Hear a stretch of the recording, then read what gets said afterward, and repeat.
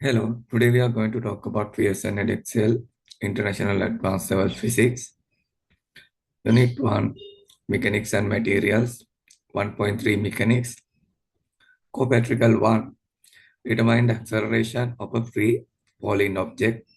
Method 1 Using light gates. Determine the acceleration of a free falling object. You can see this is the diagram for the experiment. So method 1 using light gates. Equipments, clamp stand, electromagnet connected to low voltage DC supply, steel ball bearing, light gates. There are two light gates, data logger, meter ruler, 2 kg counterweight, soft pad for the ball bearing to land on. Method. First one, set up the apparatus as shown in the diagram, connecting the light gates to a data logger and as close to the electromagnet as possible. So we can see this is a diagram. There are two light gates which has height h apart, and those light gates has connected to data logger, and plus light gate to start clock, second light gate to stop the clock. Second one, the position of the lower light gate should be adjusted such that the height h is 0.75 meter, measured using the meter ruler. 3.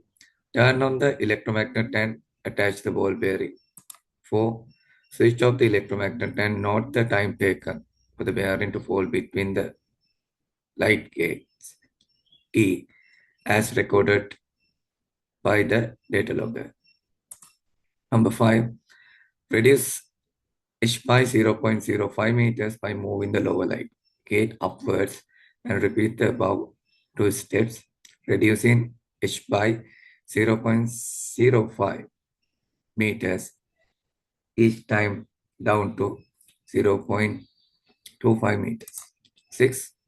Repeat the experiment twice more to find the mean values of t for each value of h. Calculations. Plot a graph of 2h against t square and draw a line of best fit. The gradient of the line of best fit will be g. This is derived using one of the constant acceleration formula below. So we know s is equal ut plus half at square. So s, here it is h, is equal half a becomes g t square. Whereas h is the distance traveled, g is the acceleration, u is here 0. Because of that, ut part becomes 0. So 2h is equal gt square. So when we take the y is equal mx, we know 2h is the y, g is the m, that is gradient, t square is the x. Safety. Use a counterweight or clamp the stand to table to avoid it toppling over and causing injury. The ball bearing is cushioned by a pad at the bottom of the clamp so it does not bounce upwards and cause injury. Notes. The distance between the upper light gate and the starting position of the ball bearing must be kept constant so that it reaches the upper light gate with the same speed each time. The ball bearing should be dense to help mitigate the effects of air resistance. To reduce parallax error when measuring the height, a ruler can be clamped directly next to the light gates.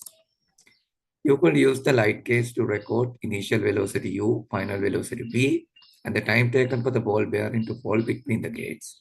This would allow you to use the constant acceleration formula v is equal u plus at to calculate g. Note the values of velocity would be average as the bearing is accelerating while moving through the gates.